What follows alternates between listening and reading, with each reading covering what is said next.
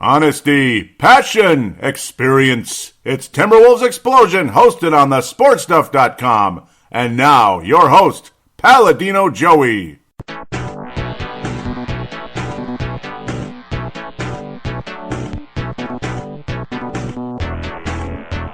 Hello again, Timberwolves fans. Are you ready for the explosion of Timberwolves basketball? I am your host, Paladino Joey, or Joey Awide, and Timberwolves Explosion is available on iTunes, Google Podcasts, Stitcher, and Double Twist, and probably some others out there too, who knows. But you know how they just randomly join. But thank you once again for joining me today.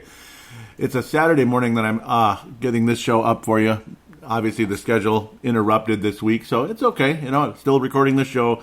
This will be the last regularly scheduled Timberwolves Explosion, as shows will just pop up here and there because the schedule changes now for myself. And, of course, the Timberwolves season is just about wrapped up, and they've missed the playoffs for the, 15th time in 16 years. So it's been a grind, but I do think the future for this team is bright. So I'm not coming up here to make fun of and bash the team, all that stuff.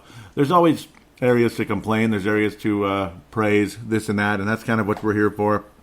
Talking about the future of Coach Ryan Saunders, the general future of the team, and some certain positive players. It's kind of almost like a continuation of the last show, Dissecting the Future. You could almost say this is Dissecting the Future Part 2, unless I come up with something else along the way. It just randomly pops in my head as I'm uploading the show. Sometimes that's just how it goes. So I'm not going to go insane into detail because there's 5 games to review. I could be here all day doing that. And, of course, there's 3 games to preview, just kind of simply wrapping up the show. But who knows where things go. I mean, sometimes I just let my mind carry me as I go here. Obviously, the first 2 games, Golden State and Philadelphia, much more interesting and emotional than the rest of them. Even though the Wolves carved out a couple of nice wins, ultimately 3-2 at the end of the day in this 5-game stretch since the last episode. And yes, that of course started with last Friday. Timberwolves squeeze out a victory over the Golden State Warriors, and there's all the complaining. The Warriors the Wolves got lucky, and the Warriors got screwed. And who cares? You know what? The Warriors can lose a game or two every now and then. A little humbling wouldn't hurt them, really. A little humbling never hurt nobody. So that's kind of how I stand with that. Well, Jimmy Butler, I think, was humbled a tiny bit, but unfortunately the Philadelphia 76ers weren't, and they ended up rolling over the Timberwolves. That's the sucky part about a reunion in an emotional game like this, Minnesota and Philadelphia, the whole Jimmy Butler situation, right after the night before you'd played the Golden State Warriors into overtime, so it's like that's kind of an unfair situation. Not sure the schedule makers expected Jimmy Butler to be on Philadelphia or anything, but, well, he is, and that's kind of how things turned out, unfortunately. It is what it is, as we say. With all of that said, I do have to hand it to Andrew Wiggins for actually finishing the season pretty well. Again, you just hope it's not Ricky Davis syndrome, as it very well could be. On the 29th of March, Friday the 29th, 131-130 victory by the Timberwolves over the Golden State Warriors. Steph Curry, 11 of 19 from downtown. That's usually like a regular field goal line, right? Like, he attempted 19 shots and 11 went in. Wow, good night. But that was 3-pointers. That's the way it is. That's the way the game is turned. And I don't like it. I know all of you just love it so much. I don't like it. I'm sorry, I don't like it. But fine, I'm entertained. I know. It's good. It's good in some ways. I know. But I mean, if it's like that all the time, you get kind of tired of it, I think. Andrew Wiggins ultimately with 24 points, but 24 field goal attempts to go with it. So it's like you get the points, but then there's the silver lining coming the other way, which makes you kind of say, Karl Anthony Towns did not shoot well, and he doesn't shoot well the following night against the Philadelphia 76ers. So a couple of not-so-good games for Karl Anthony Towns. Dario Saric, very efficient, had the 10 points. Josh Okogie, unbelievable against the Golden State Warriors. Played some good defense against the Warrior guards. We all know who they are, the Splash Brothers, and they're just the greatest thing to happen to the NBA since Magic and Larry. No, actually not, but some of you might believe that. Jared Bayless actually had a very, very solid game. And Gorgui Dieng is finishing up his season extremely well as well. I mean, he's hitting that mid-range jump shot that he'd been hitting before. He's been effective, getting the rebounds and such. He's actually putting up the kind of numbers he did when he was the starting power forward for the Minnesota Timberwolves. So, very cool. I like what Gorgui Dieng has been bringing with the absence of Taj Gibson, who probably will not play another game for the Timberwolves again. Unfortunately, it just is what it is. And I like what I'm seeing out of Gorgie. Is he worth $64 million? No, but he's still playing very well, and this is the Gorgie that a lot of us grew to really like ever since he was drafted by Flip Saunders. He's been solid defensively, getting the rebounds, and of course that very crisp shot, 7-11. Just like I called Dario Saric, 7 of 11 Saric, and all that good stuff. Definitely able to put up some nice numbers has been Saric over the course of the season, and of course a lot of rotten games. But this was a nice back and forth. Just got sick and tired of Curry making 1-3, attempting 1-3 after another. And it just got old. I know, again, all of you think it's the best thing ever. I don't have to agree with you. You don't have to agree with me. We'll just, there's no good guy, there's no bad guy. We just disagree. And I'm just going to leave that as is. The one thing I don't like from anybody is just the over-the-top showboating, and it never seems to stop. It's never going to. Kevin Durant's three-pointer was disallowed. Remember, that would have tied the game up in the overtime period. As Minnesota, obviously Andrew Wiggins would have multiple attempts to win the game, would not get the job done. That's why his field goal percentage wasn't so good. Despite playing well, driving to the basket more, that's what's been helping. It's just still takes the same crappy shots, but at least he's driving to the basket more often, which is good. That's where the points are going up. But no, Kevin Durant, no three-pointer on the shot. I mean, it was disallowed. A foul was called and all that. The three-pointer was disqualified. Would have tied the game up. So then what happens just seconds later? Curry from literally on the corner, over Jared Bayless. I mean, the ball nearly went over the backboard into the hoop, just about like a Larry Bird type of shot. And it went in, and he's taunting the referee, and doesn't get whistled up. It's just, that's what I don't like about the NBA. Can you just stop? Just stop, okay? That's what I don't like. I don't like it at the end of the day.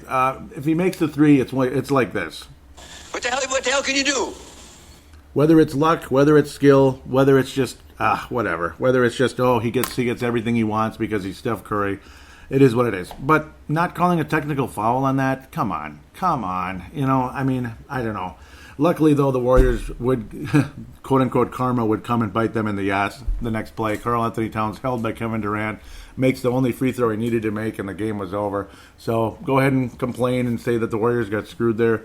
It doesn't really matter. Fine. If the Warriors go on and win the title, it doesn't matter if they lose one game to the Timberwolves. So at the end of the day, I'm glad we won the game. I'm glad the Warriors did not escape this one, as the Wolves played a hell of a game, I thought, at the end of the day. Even with Karl Anthony Towns shooting 5 of 17 from the floor, still wind up coming out very well. This was as poor of an efficiency rating as I've seen from Karl Anthony Towns. 17 attempts, 15 points. So that's the Paladino Joey field goal efficiency ratio, which I like to come up with. I've been talking about it for the last couple of years now on this show. Going to move along. Very good game, though. Very entertaining game. Should the Warriors have won? Well, most of you will say the Warriors should win every game they play. And I don't know.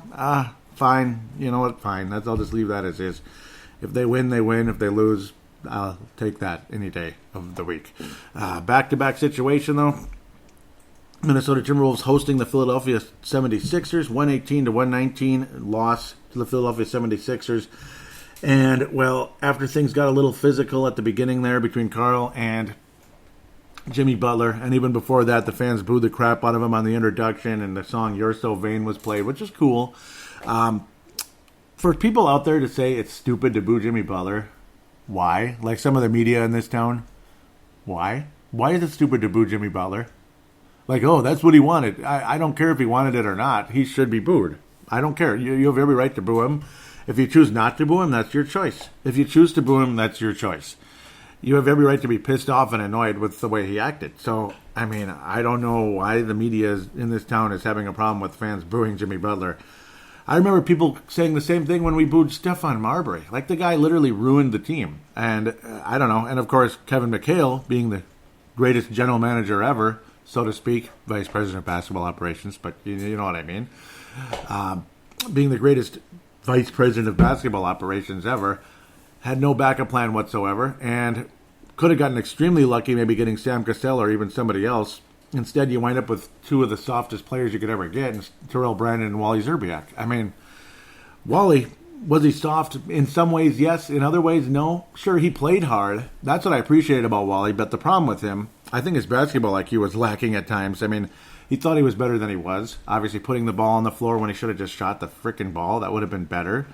That would have been much better and much more productive for the future of the team during the time. Terrell Brandon was what he was, as soft as it gets. A guy who literally stopped driving to the basket, where years ago with the Cleveland Cavaliers, the guy drove to the basket relentlessly, and he was a stud of a point guard. In fact, most people said he was the best point guard in the league during that time in Cleveland. And years later, after ankle injuries and such, he just turned into a stop and pop, as Dan Burrow would call him, and that's all. I mean, I don't know, but I digress. Where am I even going with this, right? Just the way players leave and they mess your team up and this and that, you have every right to boo the crap out of them, and that's where I meant to go.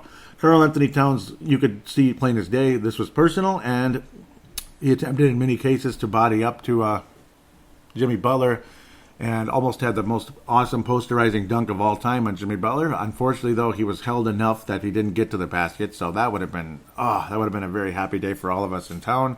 He did get a nice block on Jimmy Butler. Neither player played well, though. Neither player played well. I mean, it's safe to say that, isn't it? Jimmy Butler, 4 of 17 with 12 points. He did get 13 rebounds, if you can believe that. Karl Anthony Towns won it with only 7, and he was 8 of 17, and he missed so many crucial shots down the stretch. Wiggins was wonderful driving to the basket. Only 2 turnovers versus the 6 he had last game. Bayless was useless in the game, I'd have to say.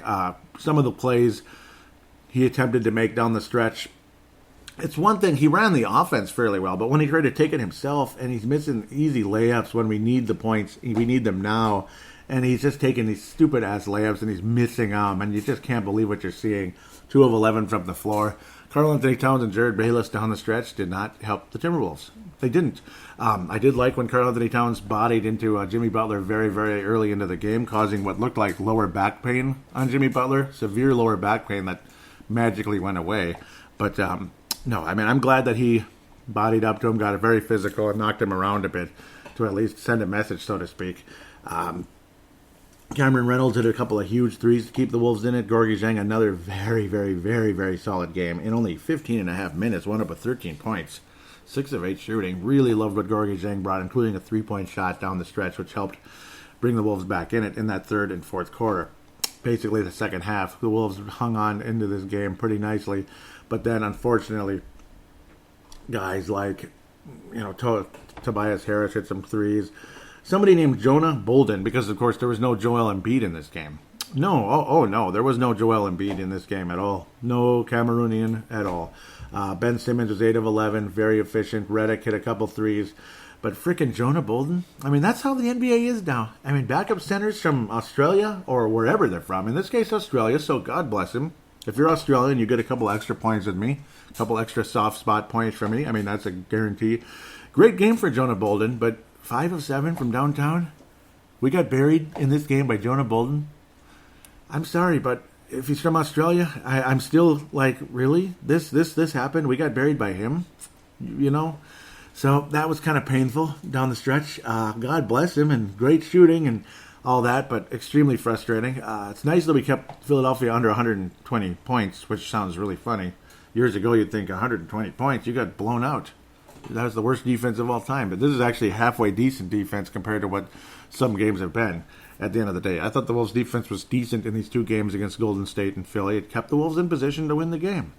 But Karl and frickin' Jared Bayless were not up to the challenge in this game. They just did not get the job done, to be plain and simple. At the end of the day, half of the team walked up to Jimmy Butler after the game, acted like they're like they're old friends. I don't understand that sometimes. I mean, it's okay to have some respect for people in the league, for players. All this lovey-dovey brotherhood stuff, I don't like. I don't like it either. That's another side of the NBA I don't like. I'm going to be blunt and honest about that as well. I like the days of guys just, hey, you're not on my team anymore, the hell with you, That's how it should be. You don't have to be arch enemies. You can be friends off the court later on, here and there. But when you're all lovey-dovey right after the game, I don't get it. Karl Anthony Towns and Jimmy Butler were fairly close to each other on the final play as the buzzer sounded. Karl literally turned the other way, and you know what? Good. Unfortunately, it's a shame that Karl did not have that posterizing dunk. It's a shame that the team did not get the win, and it's a huge shame that Karl-Anthony Towns did not hit some of the shots that he normally does. He struggled against Golden State and Philadelphia, and that's a fact. God bless him. He's the best player on the Timberwolves. He's going to be, if he stays healthy, a sure first ballot Hall of Fame type of player if he stays healthy the next several years here. But still, he did not step up in this game, and I wish he did. He tried to. He tried as he might. You could tell he was extremely tired. But still, the last couple of games, he struggled a bit, and I'm just going to be honest with you about that. Very, very, very frustrating loss. This one really bugged me. Like, it bugged me more than most of the losses during the season, I'd have to say. You want to beat this team, and of course, Joel Embiid wasn't even suited up, so whatever. The upcoming games here, Minnesota lost by 10 to Portland, barely beat Dallas, barely beat Miami. In both cases, star players, in terms of Dallas and Miami, missing buzzer shots that would have won the game. Missing three-pointers at the buzzer. Doncic made a move and such, ultimately giving the rock up, and the shot was missed. I forget who the heck it was. But the Miami Heat, of course, that was Dwayne Wade. Beautiful game for him. Trying to remember who the heck it was now. I think it was... I don't see... I don't even remember who it was now. Now I'm blanking on this one. Down the stretch, though, an unfortunate miss. I believe it was... Nope, it wasn't Powell. It couldn't have been Powell. He attempted 1-3 and missed. Courtney Lee. Yeah, I mean, Dallas didn't shoot particularly well in the game. I don't even remember who it was now, and I'm blanking. I apologize for that at the end of the day. But a fun game. We beat the Dallas Mavericks. That was good. You lose to Portland. That game was not very fun. Karl-Anthony Towns stepped it up. At the time, Andrew Wiggins in the 24 points against the Philadelphia 76ers, a much more efficient game, I'd have to say, compared to the Golden State Warriors. That was a sixth straight game of 20 or more points, so definitely props out to Andrew Wiggins. But the rest of the way, he'd get about 18 or 19 points the rest of the way here. So, again, Andrew Wiggins playing very efficient basketball. You just hope it's not Ricky Davis syndrome, playing good at the end of the season. Oh, this was his sixth straight game with the 20 points against the Philadelphia 76ers. So he had 7 in a row. By the Portland Trail Blazers. Pretty cool. Got 21 points against them. And Andrew, to be fair, has usually played fairly well against Portland. He actually led the Timberwolves in scoring in the game. Saric only attempted 8 shots. I think he could have gotten more attempts. Karl, another nasty night. 21 attempts, only 17 points. He struggled once again. A couple of big plays that were nice and everything, but generally speaking, not a good game for him. Tyus was wonderful throughout the game, looking like the starting point guard he is with 10 assists. Jared Bayless also very efficient, but generally speaking, not good defense down the stretch, and Seth Curry killed us. Multiple three-pointers down the stretch into that fourth quarter. He looked like Steph Curry, you could say, in a lot of ways. He made half of his shots overall, but again, nailing 5 three-pointers in the second half of the game. Not going to help the Wolves' cause at the end of the day. And he was, you could argue, the best player for the Portland Trail Blazers, even though Hood and Lillard stepped up in a big way. No C.J. McCollum, which is a big difference as well. That certainly didn't help the Trail Blazers down the stretch in this game. No C.J. McCollum, but Rodney Hood played very well in his stead. 132 points given up in the target center by the Timberwolves to the Portland Trail Blazers. So again, continuing frustration there. Enes Kanter stepping up huge in Nurkic's absence, of course. Again, the nasty broken leg there, poor guy. Big step up, though, by Enes Kanter, 20 and 11. And, of course, Lillard with 12 assists. Evan Turner with a triple-double off the bench. I remember him, who was a guy I would have liked on the Wolves many years ago and ended up not being nearly as good as some of us thought he would be. Triple-double for Evan Turner, the guy with the Kermit the Frog voice. No disrespect, man. It's just the way it goes. I don't know. Hell with this game. The Wolves didn't play that well, especially in the fourth quarter. Steph Curry, again, crushed us. Great third quarter by Minnesota, but awful fourth quarter by Minnesota. Beaten badly. 35-22 in that fourth quarter. Steph Curry, again, hitting all of those shots in the second half. Those big threes. Changed the game in a huge way. Dallas game was okay. Dirk Nowitzki, well, this is the last game for Dirk Nowitzki against Minnesota, most likely. There's almost no way Dirk's coming back. No, he's not. And, of course, Dwayne Wade doing the jersey exchange at the end of the Miami game. Gotta love that. I think that's got good... I think he's got good taste with that. It's a nice touch. Andrew Wiggins, ultimately, his 20-point streak ends with only 19, so not bad. Didn't shoot particularly well, though. Karl-Anthony Towns much better in this game compared to the others. Boy, he's trying not to get that Lone Wolf Award. but we'll see about that at the end of the day. Gorgie Zhang continued efficient play throughout this week. Got to appreciate what he brings. And I love Cameron Reynolds. I think he's a gem of a pickup, free agent pickup for the Timberwolves during this season. Definitely going to have him back again next year. That's the talk. And he's actually on the contract for next year. But we all know how things can change quickly with that in the training camp. We've seen many players signed into the next year on these type of contracts, and they're not brought back for whatever reason. So we'll see what happens. Karl Anthony Towns, very, very solid game, though. I'd have to say Luka Doncic with some nice, exciting moves. Again, that's how the NBA is going. I mean, big guys, whatever they are, crossing players up and shooting threes, regardless of what position they play. Luka Doncic playing guard, but definitely a pretty large guard out there, I'd have to say. Dirk Nowitzki, the shot is completely gone for the most part. Occasionally he'll hit something here and there, but not even close to the player he was. God bless him.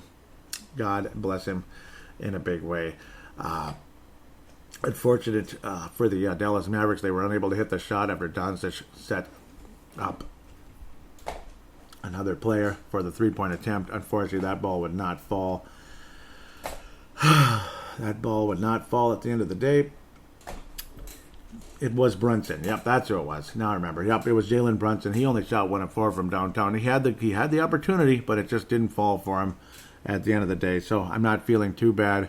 The Dallas Mavericks didn't look all too heartbroken either. Kind of just chuckling because, well, they missed the playoffs anyway. They're just having a little fun. Thought maybe they'd walk out there with the buzzer beater, and it just wasn't meant to be at the end of the day. So that game, it's fun. It's nice to get a win, but I don't know. Do you want to keep losing and move up the draft? That'd be nice. But unfortunately, the Lakers are going to have a higher percentage the way things are going. So Vince Germano, Stu Benson, Kalen Woods out there from Australia, their club's chances of having a couple more auto balls is looking good at the moment, as the Wolves also beat the Miami Heat last night, Friday the 5th of April. This game would have been a preview game and ended up being a review game. Dwayne Wade off the bench, 24 points. What an exciting first half for him, though. 19 points in the first half. He made half of his shots, couldn't hit the buzzer beater that would have won the game as well. Dwayne Wade, I love the Miami Heat. I don't know what it is. I love those pink jerseys. They didn't wear them in this game. I liked the last game when they wore those. But these are the classic ones they wore during the LeBron and Wade era and such. It was some fun stuff. Deion Waiters, a guy we almost forgot about. He played with multiple teams over the years. Cleveland Cavaliers. He played with, obviously, Cleveland Cavaliers years ago with LeBron James. Then he played with Kevin Durant and Westbrook in Oklahoma City. And now has wound up with the Miami Heat ever since. In and out of injuries. Actually had a pretty damn good game for the most part, hitting threes. Generally speaking, he was missing most of his other shots. But he did hit 6 of 12 from downtown, so a little bit of Curry action there. Dwayne Wade, though, very exciting game. Nice to see him playing a lot like he did in the old days. 24 points. He only made 1 3, but he was never a great three-point shooter, to be fair. Kelly Olynyk, some of you out there loved him coming into the draft years ago. In fact, Flip Saunders loved him in the draft for the draft that the Wolves wound up with Gorgie Zhang and Shabazz Muhammad, and the rest of the league basically missed out on the Greek Freak there, or at least half of the league did.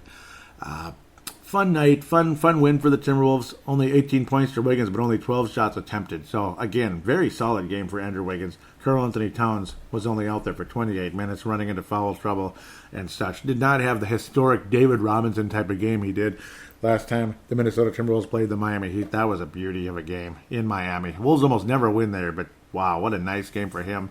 And Gorgie Zhang, an awesome game, I thought.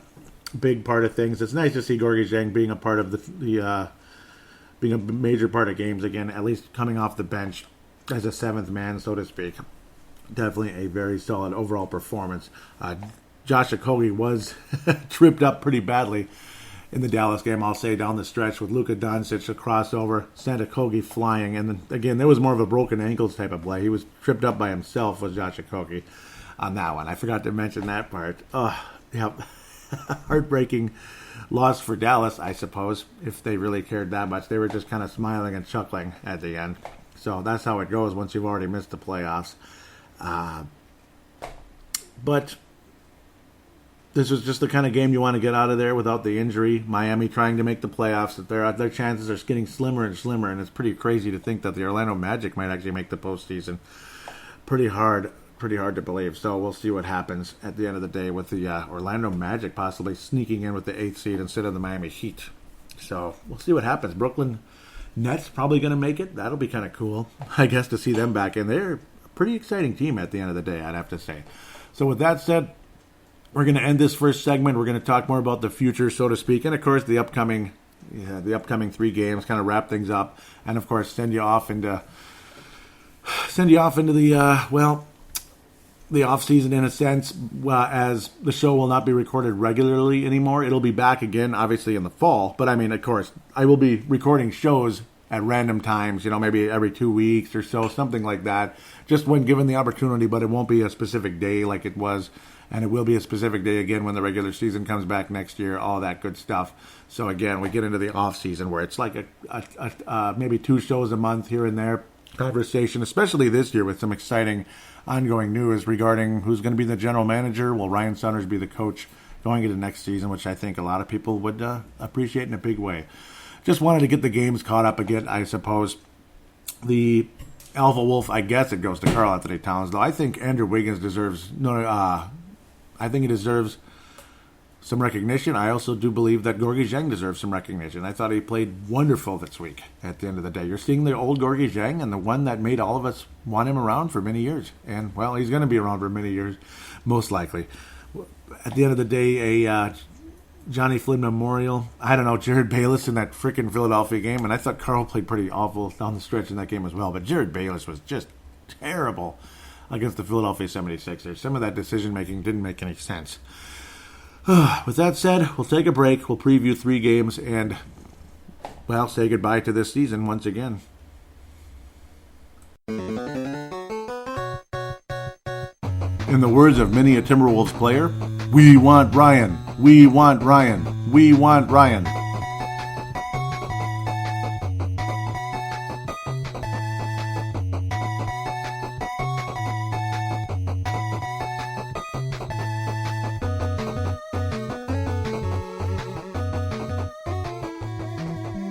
And we are back here on Timberwolves Explosion.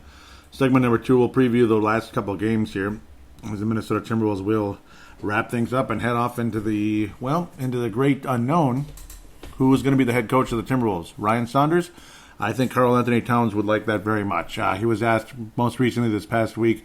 The interviewer did not even finish the sentence, and he just said yes about Ryan Saunders coming back. Basically, that he's the best communicator in the NBA. The best communicator in the NBA. The best coach at doing that in the league. He communicates with the players. He keeps things positive. He keeps guys basically in line, this and that. So that's good. Nice, strong endorsement from the guy who means a hell of a lot for the future of this team. So that's a pretty good endorsement for Ryan Saunders. I do believe Glenn Taylor sounded pretty confident in Ryan Saunders' future as the head coach of the Minnesota Timberwolves as well. Basically saying he did a good job keeping things together and communicating with the players. It was a lot of the same stuff you're hearing from players with the Timberwolves as well, including, again, the franchise, Karl Anthony Towns. Minnesota will be playing against a team that they always beat in the Oklahoma City Thunder, a team that they always lose to in the Toronto Raptors. Both the Target Center will wrap the season up in Denver, other than instead of last year, it was in Target Center against Denver. A lot of people thought, these teams were closely matched up and all that, like last season. It all came down to the final game of the year and all that drama, and this time Denver gets to host, just to be fair, right?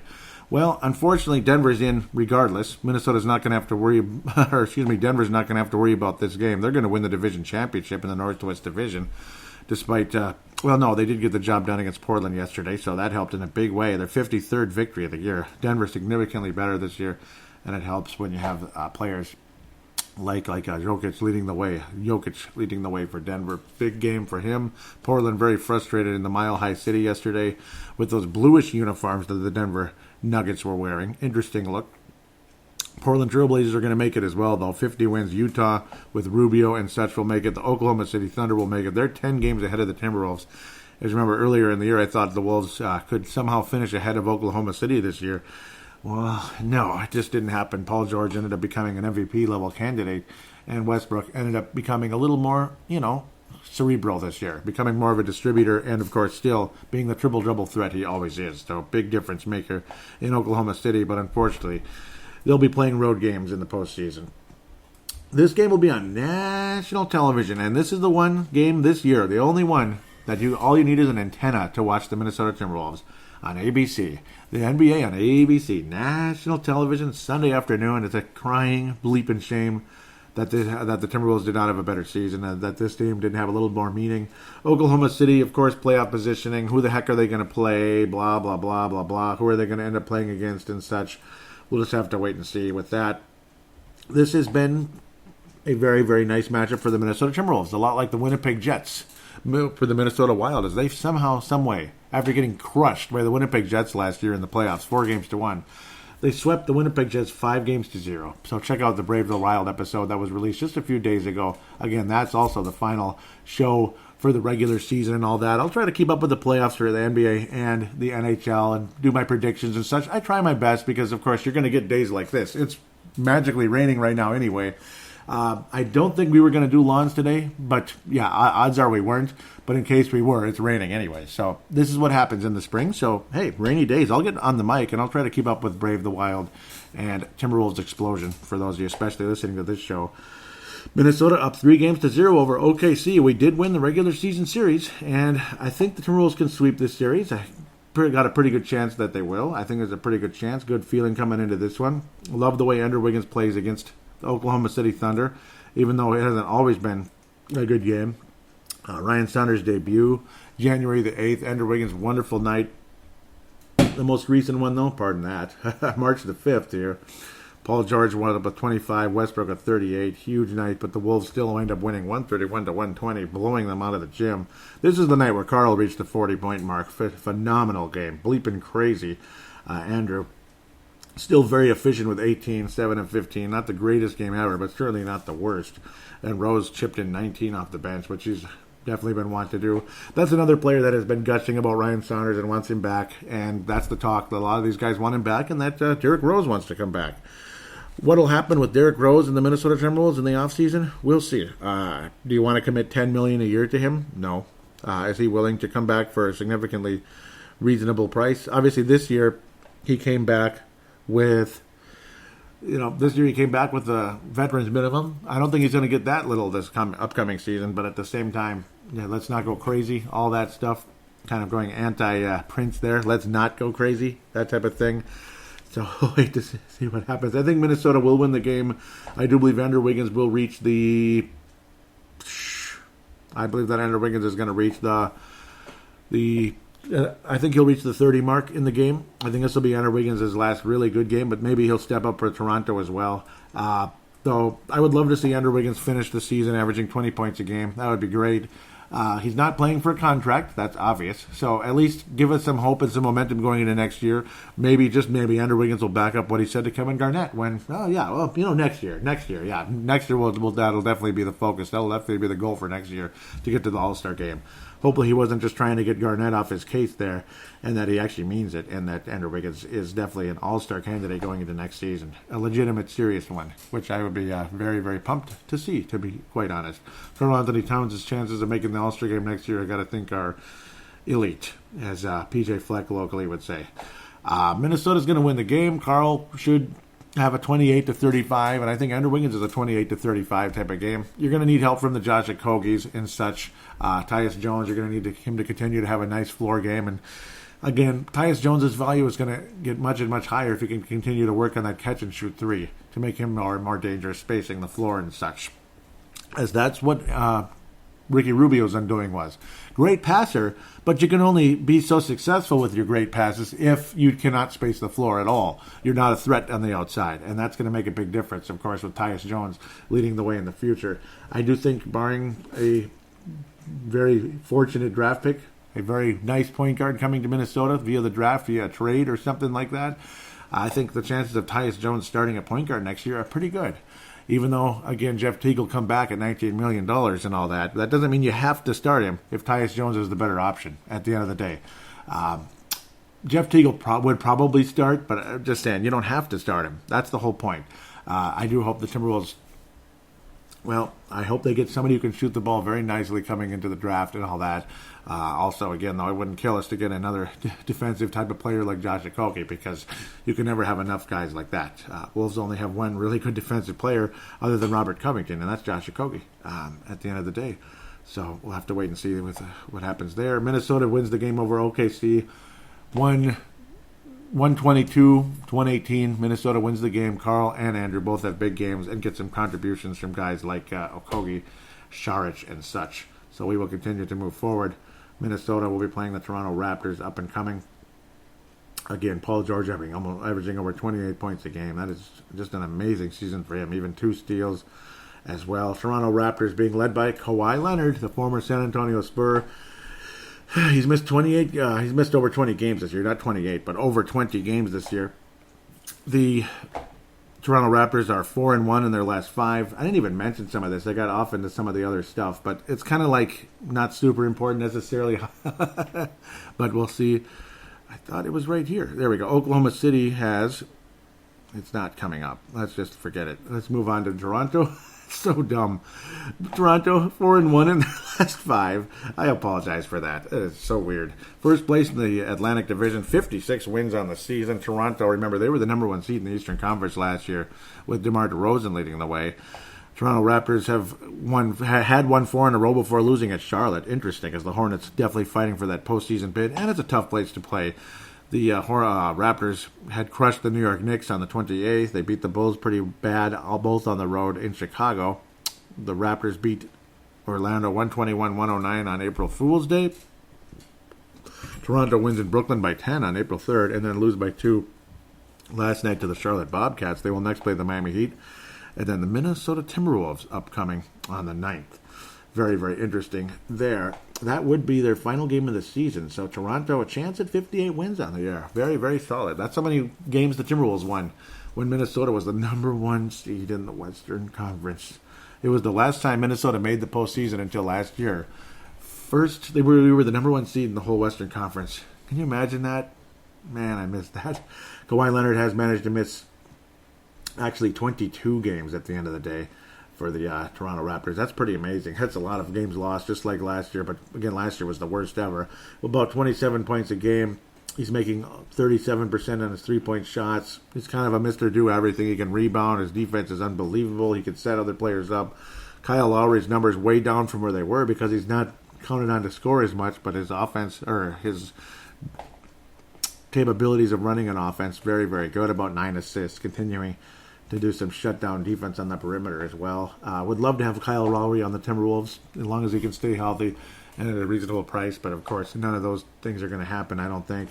Marc Gasol has been a huge addition for the Toronto Raptors. I got to think that's going to make a big difference actually in the Eastern Conference. They just might win the East with a guy like Marc Gasol in the middle there.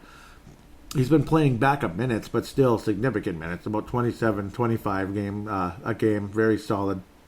9 points, 6.5 rebounds, and he's actually setting a lot of players up with 4 assists. Pretty exciting, actually, in the 24 games he's been with Toronto. I think he could be a huge factor for this club going into the postseason, and Toronto absolutely has a shot to win the Eastern Conference at the end of the day.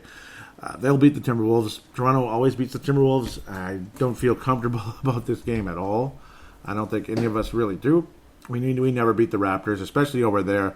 Andrew Wiggins will have a solid game, I think. But I think, again, it's going to be Karl Anthony Towns to lead the way regarding the Minnesota Timberwolves against the Toronto Raptors, I would have to say.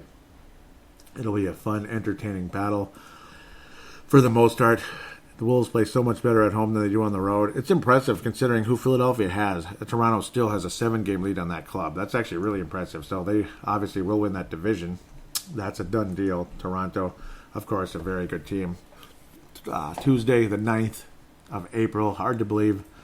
April, man, we're already in April. So hard to believe. But I do think Toronto wins the game. I think it'll be a pretty convincing win. I think the Wolves will be stuck under 100 points in the game. I think Karl winds up with about, oh boy, remember that matchup with Marc Gasol? He's going to wind up with like 18 to 22. Andrew Wiggins is actually going to lead the club in scoring, but he'll probably shoot too much and miss too much, this and that. It'll be a low-scoring game against the Toronto Raptors. You almost feel like Dwayne Casey's still the coach, but a lot of the players there are defensive players. I mean, Kawhi Leonard, Kyle Lowry, And Marc Gasol, guys like that, and others. Very good defensive basketball team that's more than capable of scoring as well. 112-105, way back on October the 24th. Wow, that's a long time ago. At the beginning of the season. Wow, that's a long time ago. Marc Gasol wasn't there yet, of course. But I think it's going to be something along the likes of 115-100, 115-98, 112-98, something like that. Maybe the Timberwolves get 103, something like that. But they do not win the game. Toronto ends up winning the game and beats the Timberwolves. So Minnesota will have 37 wins on the season, heading into the season finale in Denver, and I don't think we're going to win this one either. I think Minnesota wins it with 37 wins on the season and 45 losses at the end of the day, which will make things interesting going into the draft. Nikola Jokic, leading the club in every offensive category. 20 points, 11 rebounds, and 7.5 assists. The guy is a Mr. Do-Everything. He's Arvydas Sabonis before he got older, because obviously we didn't really get to see him until he got older. Maybe not as spectacular as Arvydas Sabonis, but certainly a hell of a player, and there's a big reason why this Denver team is good, because, man, there's three guys at the top there, including Paul Millsap, who's this ever-reliable veteran power forward who we'd almost forgotten about the past couple of years. He's still doing a hell of a job. Kind of like a better Al Jefferson, you could say, a more mobile Al Jefferson who can shoot some threes. Gary Harris, surprising his three-point percentage is as low as it is, at 34, because he's a guy I could imagine is a 40% guy. Will Barton's kind of a do-everything player who can start, he can come off the bench, this kind of guy, that kind of guy, defensive-minded, but you can do a lot of different things. Another guy the Wolves missed out on during the David Kahn era. He was traded away, his draft pick was traded away, and ultimately wound up in Denver. It was the whole mess with Houston and Flynn and this and that and all these other trade-up, trade-down crap back in 2011. Good thing it wasn't Nikola Jokic. That would be depressing. Jamal Murray was the guy we passed on for Chris Dunn a couple of years ago in the Tom Thibodeau era. Jamal Murray's been nothing short of stardom. I mean, I think he's heading in very strong in that direction. His second year in the league, averaging over 18 points a game, hitting the three-point shots, getting to the free throw line and making them. A hell of a player. Obviously, he's deferring a bit to Nikola Jokic because Nikola Jokic is a franchise player right now for the Denver Nuggets. And Gary Harris, 13 points a game. Generally in a reserve role, but he can start. He's kind of like Will Barton that way. He can start, he can come off the bench, this and that, and it doesn't really hurt him. And that's very valuable for the Denver Nuggets. I think the Nuggets have a chance to make a pretty nice playoff run. And hopefully they're able to scare the Warriors a little bit. But I don't know. Right now, I don't think they will scare them all that much. It's been a tough matchup for Minnesota, particularly this year. Last year it was fun. It was entertaining. There were some great games of the Denver Nuggets last year where Jimmy Butler really started to take over this and that, 38 points a game and such against the Nuggets last year in a couple of games. He was pretty damn good. These are generally close games. 2-point loss to the Denver Nuggets in Minnesota, and then a 1-point loss. Oh, the 2-point loss was on the 21st of November. I believe, no, Butler was already gone. That was with Rocco already on board. A healthy Rocco. Heartbreaking loss at home. Yep, I remember this was not too long ago. It felt like further. The other game was the real crappy one on the 12th. But yeah, on the 2nd of February, 1-point loss, 107-106. Very low-scoring game. And then Denver just scorches Minnesota when the Wolves' defense was really going off the face of the earth on the 12th of March. Boy, 133-107. I don't think Minnesota beats the Denver Nuggets. I think the Nuggets sweep the Timberwolves, and the Timberwolves wind up with 37 wins on the season. This and that. Love the way Karl generally plays against the Denver Nuggets, though sometimes he gets frustrated. Jokic certainly made fools out of us last time around, as did other players. Karl did wind up with 34 points, but it took a bit to get there. Still, very solid game, I'd have to say, from Karl Anthony Towns and Jokic. Definitely strong performance. Paul Millsap hit a ton of big threes down the stretch.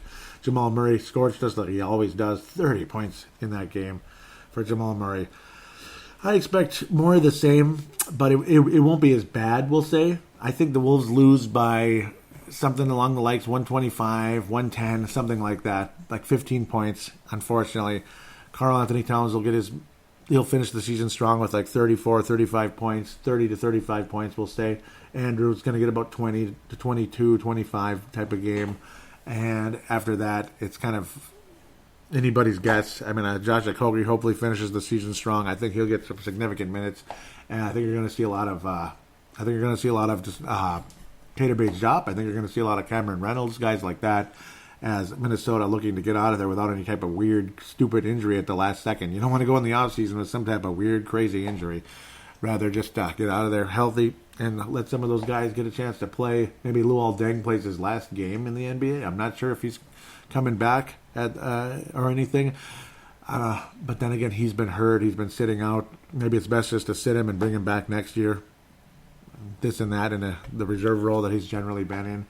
Hard to say, but Minnesota will finish the season 37-45, losing to Denver Nuggets 125-110. With that, we'll take a quick break and do a little bit of fan interaction and wrap things up for now.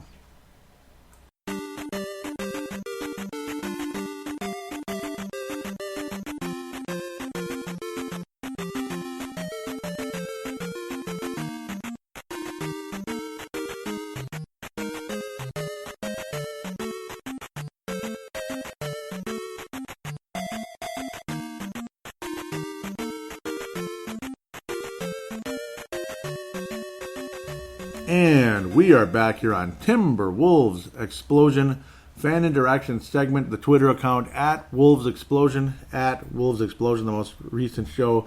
Thank you very much for retweeting Dissecting the Future, Levi Brown and Vince Germano. Can't thank you guys enough for doing that. I believe Pumpa did as well. Thank you guys so much for retweeting the show and being a part of things. Really definitely appreciate that in a big way. Twitter, not a whole lot of comments, but again, the retweets, very much appreciated. You guys pass on the show to your friends and such. It means a lot to me, and it's a big deal. It really is. So, gotta let you know about that. There was a little bit of conversation here as well.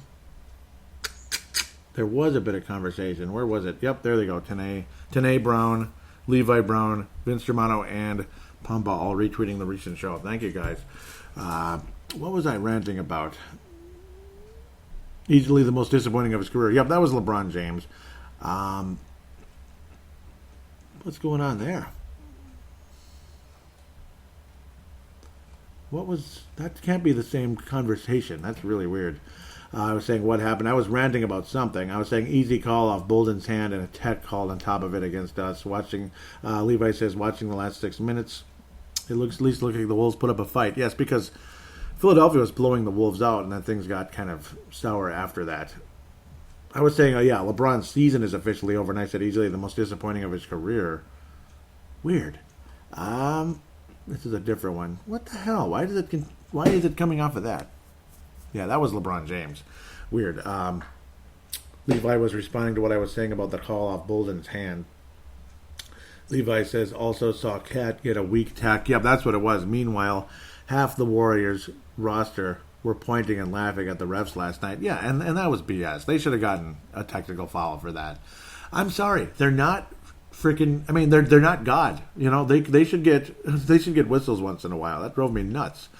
Yep, and I said absolutely sickening. Bolden's fifth three of the game may have iced it. Yeah, he wound up with 4 threes in the game. And I was saying absolutely sickening. Vince Germano out of Melbourne, Australia. And, of course, part of the Courtside podcast says, oi, that's an Aussie you're talking about.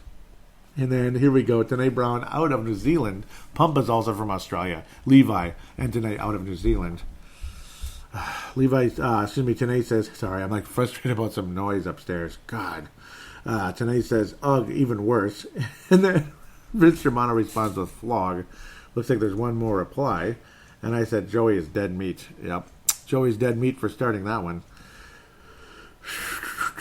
What else? Did he just retweet it? Nope, he just liked it. There we go. He liked it. And that's it for this section. Again, thank you for retweeting the episode to Tanae, Levi, Vince, and Pumpa. At Wolves Explosion to the Twitter account. Please do give that a follow.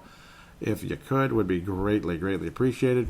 Facebook.com/Timberwolves Explosion. Facebook.com/Timberwolves Explosion is the Facebook page. Do give that a like and conversate on there if you could. Now, let's see what was said. There was some visitor posts here. I believe it's Vince Germano and Wayne Hunt. Yep, Wayne Hunt. Also, the Courtside Podcast, the Alpha Dog there. Want to thank always Wayne Hunt, Vince Germano and Stu Benson. Wonderful, wonderful show. Highly recommended on iTunes, Google Podcast, and Podbean. Podbean, all applications available for you on Apple and Android devices. I don't think iTunes isn't on Android, but you get the idea. Podbean is on both. Google Podcast is the Android version, of course, for the Android version of iTunes, basically. Wayne Hunt says halftime against Portland and Wiggins is 7 points. Bench that scrub and put Mitch Creek in. Maybe Andrew can learn a thing or two about hard work. Go Aussie. And yes, Mitch Creek was a Australian the Timberwolves signed to a 10-day contract, and they didn't even play him. So hopefully in these final 3 games, Mitch Creek does get some time out there. I feel bad about that. I think he deserves to play. Does Mitch Creek? That would be fantastic to see. It would be cool. Wayne Hunt continues the conversation, saying, I swear Wiggins does this every year. Starts the year off slow, plays inconsistent during the season, 1 to 2 good games, then 5 bad, yep, and plays the last 6 games of the year solid. Yep, that's kind of like Ricky Davis. So, I don't like Ricky Davis at all. I hated what he did to this team. I hated what he did to every team he played on, basically. Big tease, getting us all excited, like, what a month of April. I want Ricky Davis. Boom, big contract extension, this and that. Oh, that was sickening.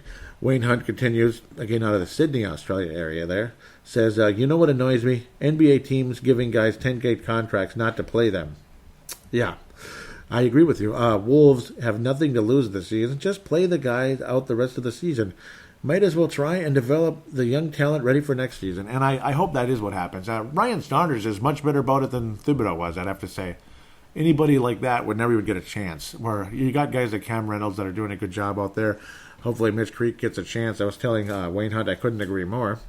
I hate it. I want to see him, and I want to see him badly. We have nothing to lose. We're not making the playoffs, obviously. As for Andrew Wiggins, he's making me think of the most annoying player ever, Ricky Davis. Mr. April, a guy who only plays in games that don't matter anymore for non-playoff teams. Then gets a contract, everyone is excited, and he shits the bed. Many years ago, on one of my earliest episodes, I was literally screaming in anger about him. People said that I was going to pop a blood vessel, and that's basically how things were. Wayne Hunt says, people think I'm too hard on Wiggins, but how long in the league has he been now? And yeah, it's his 5th year. He's not a rookie anymore. He's on that big boy money, and he's got to show and prove every night. And, yep, Wayne Hunt continues saying, look at you, Wiggins, when I was saying it's his 5th year in the league. Yep, that's a big deal. It really is. 5th year in the league.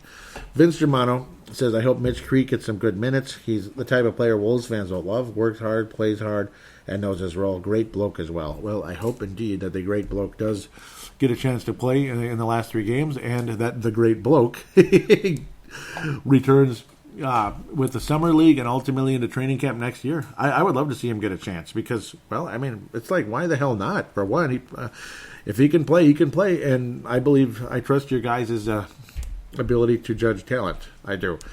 The most recent episode, a couple likes and all that. Thank you guys very much. Can't thank you enough for that. And I hope you guys enjoyed the most recent episode. I had fun. I hope you enjoy this one as well.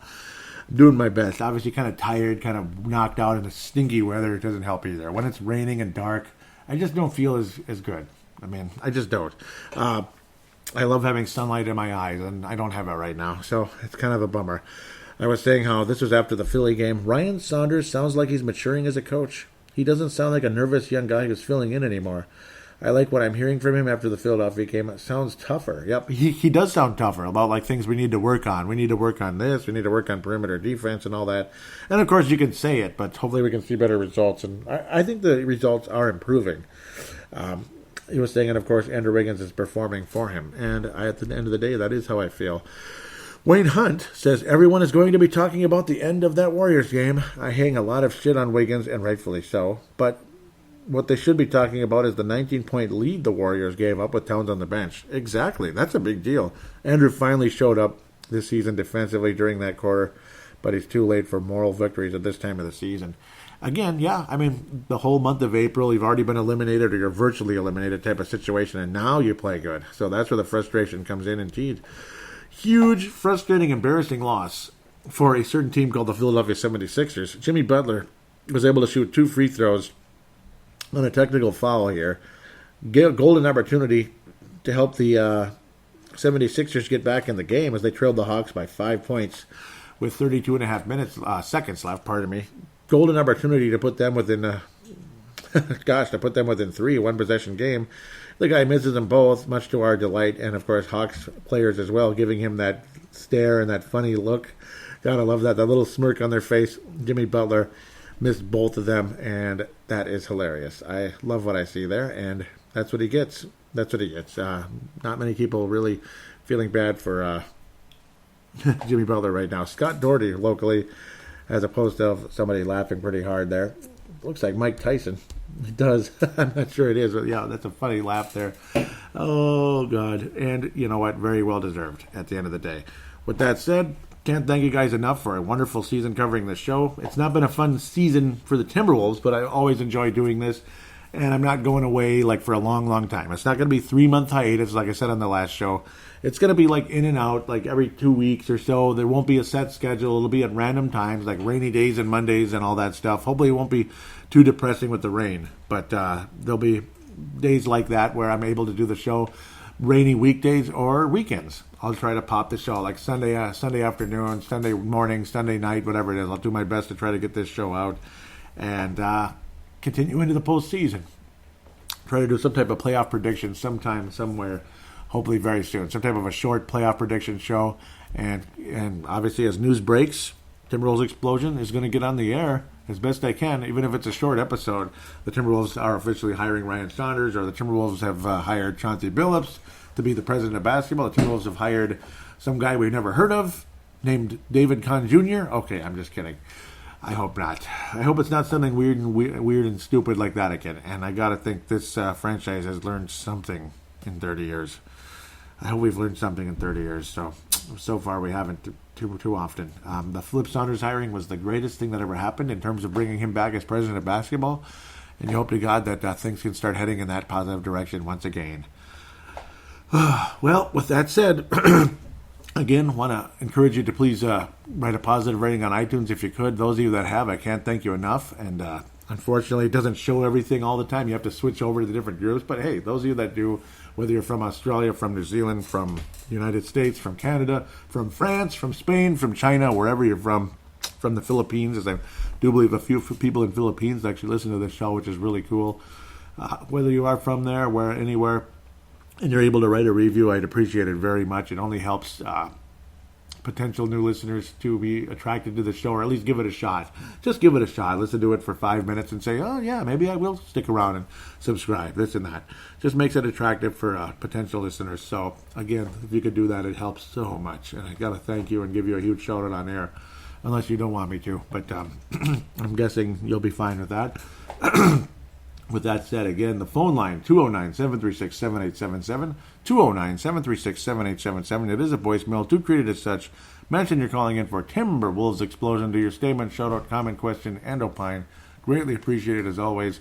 Get the conversation going and have the fun, ongoing interaction on this show. There's the phone line, I already gave you the phone line. Then you hit the call now button that gets you directly to the phone line. Through Facebook Messenger, as long as you're connected to the internet one way or another, you'll be fine. Your cellular connection, whatever it is, it gets you on there, no extra charge, unless it's like a data type of thing. So watch out for that if you have limited data and you don't want to use it, this and that. But that's where Wi-Fi comes in, and you won't have to worry at all. And then there's the best route I think possible is the audio submission route. Simply use the free voice recording application on every smart device on the planet. Treat it like a phone call. Yep, basically press record, treat it like a phone call, stop, save, and send it to paladinolive@yahoo.com, paladinolive@yahoo.com. I will then convert it into an MP3 file thanks to Samsar or Converto.com. Very nice websites that allow free service if it's a small enough file and all that. And if it's a larger file, they make a small charge. This and that, or you sign up for some monthly thing if you need to do it regularly. But more than happy to give them a free plug because of the free service they provide for this show, which does help greatly. Someone please call in. Please call into this show. I miss you. Today, I know you're real busy. Vince Germano, you're more than welcome to do it. He's done it before. The audio submission route, Wayne Hunt, Stu Benson, Scott Doherty, Trevor Wickerin, Jimmy Tintor, anybody locally? Lucas Quayle, love to hear from you out of South Dakota. Brandon out there, also in South Dakota, great guy. Nicholas Simon, Australia, great guy. Jules Postorino, Trish Postorino, Someone, please call in. Would be great. One way or another with the audio submission. Even if it's 5 seconds long. It's still better than nothing. Would appreciate it very much if you join the show with your voice. That would be really fun. With that said, again, I'm going to disappear a little bit, and then reappear randomly. Again, that's how the off season is. It's not every Friday, this and that. It would be fun if I kept doing it that way, but my schedule's not going to allow it from here on forward as we head into the lawn cleanups and lawn mowing and this and that. It's generally weekends and rainy days. So with that said, wishing all of you a great spring. Those of you locally here in the United States and in the Twin Cities and such. And I'm sorry for those of you in Australia as the summer is now coming to an end there. I apologize for that. And I know that's not fun. I know the feeling here. Where in these parts, the end of summer means basketball's coming back, which is great. Basketball, hockey, football, all that. Then the sports get really fun again. Whereas, over there it's the opposite and this and that. And here comes spring. See, I can imagine here comes spring and here comes all the sports. We're over there. See, here comes spring and here come the playoffs, which is great. But once summer rolls around, then it's like, then it's the sports abyss, as they call it here on a local station, where all you get is baseball and golf pretty much. Still better than nothing, as long as your baseball team is good, which it looks like the Twins are this year. So, Rocco Baldelli. That's the first time I mentioned that name on this show. Yeah, Rocco Baldelli, keep it up, buddy. The new manager of the Minnesota Twins, a couple years younger than me, which is pretty funny. Ryan Saunders is several years younger than me. He's only, 32, 33. I'm 39, almost 40 in July. With that said, enough of my ramble. Take care, and we will talk to you probably sooner than later.